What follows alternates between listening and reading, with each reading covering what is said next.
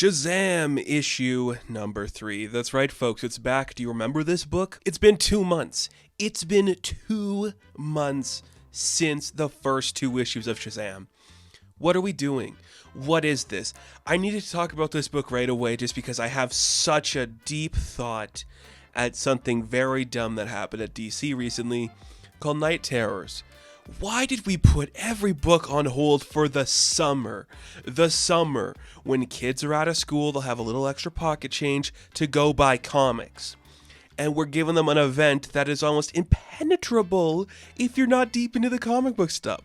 But if we were to do, let's say it's June and issue 2 came out. If we did July and August and September, you could get issues 3, 4, and 5 of SHAZAM out on store shelves. But no, we stopped to do Night Terrors. And I didn't read it. And a lot of people didn't read it. I was just looking at some of the numbers for like the sales of these books. And they weren't doing that great because nobody wanted to read Night Terrors, okay? But now here we are. SHAZAM number 3. Dan Mora and Mark Waid are back. A winning combination. A surprisingly great combination. They're here for the 3rd issue of this amazing book. I cannot believe how much I'm loving a SHAZAM book. It's a character I've never liked, but just from this issue alone, yeah, the movies were bad. Like, maybe not the movies, like the second one was bad, but like, my goodness. This is the thing we've been missing for a while for this character. Let's just have fun with it. Let's just get loose and wild and vivid. At the same time, there's like a huge deep in lore. Because if you forgot, you might have. Because 2 months ago, the 2nd issue ended with Freddy being captured by the Conclave, which is all of the people that make up the powers of SHAZAM. You got Mercury, Atlas, Achilles, Zeus, Hercules, and you got Solomon. And they captured Freddy, and they're like, should we be scared of this kid? Of course not. He's a stupid kid. What's he going to do? He's going to stick Billy on them? No. They make him drink like this weird elixir, and it like has Freddy under their control now. And now in the present day, because Billy doesn't want to turn into the Captain anymore, which is the name we're giving to SHAZAM, they have to pivot their YouTube page so they're no longer doing like SHAZAM content. They're like, we'll be the home for Metamorpho, a character that Mora and Waid have been working on in the World's Finest book, so I'm here for it. And then Freddy's like, well, this sucks. Why was your pivot to do Metamorpho of anybody? We gotta figure out a way to know what's going on with your powers so we can make money again. Our revenue, baby. We need to get back our subscribers. It's great. And just being Billy Batson is not enough for Billy anymore. He's longing to like have more. Like he can't focus in school. He's missing the bus. He's running late. He tries to like defend a kid that's being picked on in the neighborhood, and he gets hurt. And he's like, what's happening to me? I feel like I can't do anything. I feel like I'm bad. And then we cut to a bad dream that Billy is having late at night where like SHAZAM is like killing Solomon Grundy. And he's like, what was that? Okay, that was a dream. Like I didn't say anything. Nothing happened. I don't know what that was, but it's kind of terrifying. And I don't like it. He's like, it's just so weird being Billy Batson. All I ever want to do was help, and now I can't even do that. At least the world has other heroes, you know, like Superman and Wonder Woman, and my sister, who I guess Mary still has her powers. I don't know. I didn't read Night Terrors, and she doesn't have a book going on anymore. But hey, when Dan Mora draws Mary Marvel, it looks fantastic. And then Plastic Man gets referenced. Okay, cool. So Plastic Man, another character that knows Billy. That's great.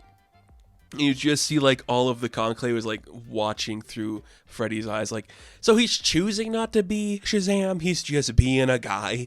We gotta get some shit going. We gotta spark this up to see like it can actually be like the primary guy to control Billy. So Zeus just like flicks the wheels of a bus, derail next to Billy. It's gonna crash into everything. It's like, oh shit, people are gonna get hurt. Nobody's here to help. Even Metamorpho can't help. Who's gonna do it? Fine. I have to be SHAZAM, so he says the word. He stops the bus before it hits an overpass. And what do we see on the bus? Well, it's a bunch of gorillas that are touring the area, and they're from Gorilla City. And they're like, hey, do you think like you could help us get back to like Gorilla City? Like we missed our scheduled like drop off. So like, is there a way for you like help us to get there? And Billy's like, yeah, there is. Even though it's a risk and I could lose my mind doing this, I got to go do it because it's Gorilla City. you got to at least try to get there. What a fun concept. These gorillas are touring the States. They can't get back home. Billy's got to pick up a bus and take him there. That's awesome. That's super funny. I love that shit immensely. Meanwhile, we cut back home. Darla is with Tawny, and we see that the space dinosaur who came because, Billy fixed like a spaceship with dinosaurs, but he didn't fill out the proper paperwork to do that. Well, he's finished his paperwork. He just needs to talk to Billy. But if Billy doesn't show up soon to like get through all of this and like take care of everything, they're going to have a visit from the auditors. And you're like, okay, what are we doing? We just having fun? We're just having so much fun. It's so adorable and cool. This is what we've needed for this character for a long time. No deep lore stuff, no intense whatever. You get two creatives who just want to tell a fun, silly story. We cut back to Gorilla City. One of the gorillas, who we later learn is like being controlled by Atlas, is like, yeah, hey, you're the captain, right? Like, can I like have your help with something? So like, our leader doesn't want like the public to fear, but there's an emperor on the moon who's like threatening to blow it up. Like, could you like deal with that, please? Like, we don't want the Earth to die because the emperor on the moon is like doing that, right? So Monkey's like, okay. Atlas is watching like, hey, it's coming together. Boys, let me take control of Billy and we'll get the action going here. They're all kind of making fun of Atlas for being a goofball because he's very gullible and cheesy. But, this is his time to shine. Atlas is going to take control of the captain, and he's going to be the one to, I guess, use it in this fight. So Billy blasts off into the moon. He's like, this is weird. I didn't know there was like a city on the moon, let alone an emperor. So he just gets into a fight with like a big mechanical snake and some mechs. And we're just like, yeah, this is sick. Like, this is a great idea. Billy's like, okay, would you stop? Like, I don't want to do this. Like, who are you? What's going on here? He's like, I am the Emperor of the Moon. You're right.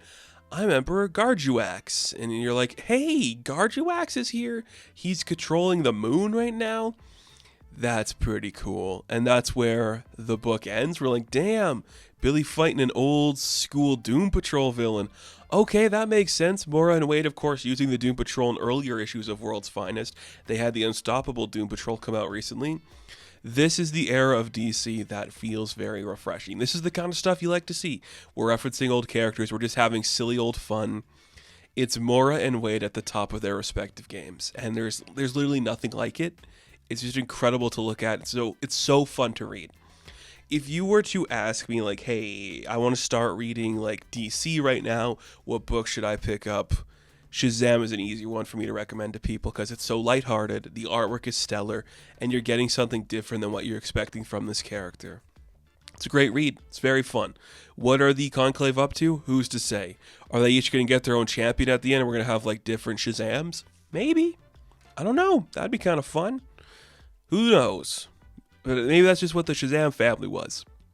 Nonetheless, this book's been great. So, Shazam, issue number 3. Thank God you've returned. I'm going to give an 8 out of 10.